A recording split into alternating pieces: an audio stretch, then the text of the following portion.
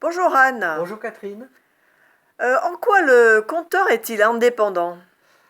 Il est, il est totalement indépendant, bien que affilié à une association de compteurs en France.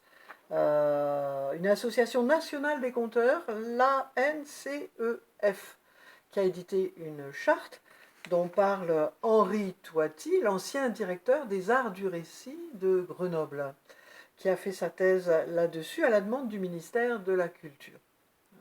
Donc effectivement, les compteurs qui se respectent, compteurs professionnels, essayent de respecter cette charte.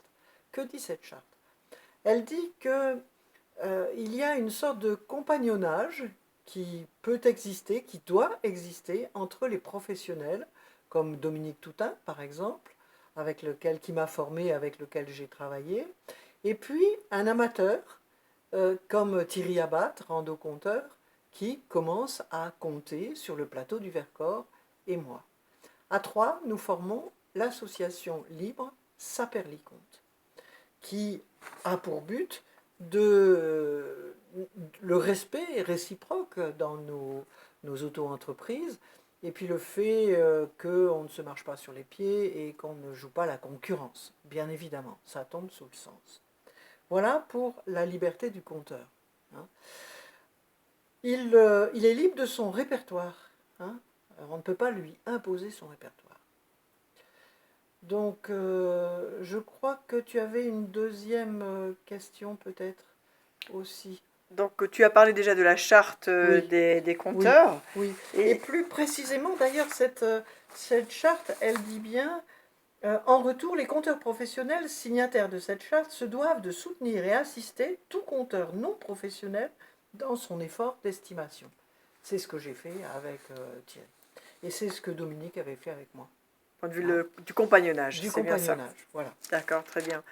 Et comment un compteur peut-il être amené à déroger à la charte des compteurs? Ah, il peut être piégé. Il peut être piégé dans le cadre d'une commande politique.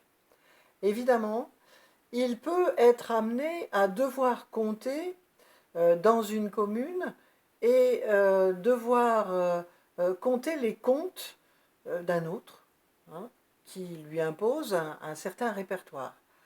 La solution pour l'auteur de ces faits peut être de le laisser libre de 2 comptes sur 7. Hein, 5 comptes imposés et 2 comptes sur 7.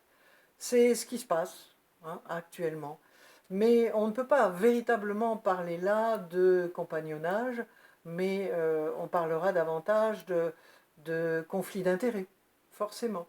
Hein, surtout quand il s'agit de quelqu'un de l'équipe municipale, hein, c'est sûr. Je te remercie beaucoup Anne.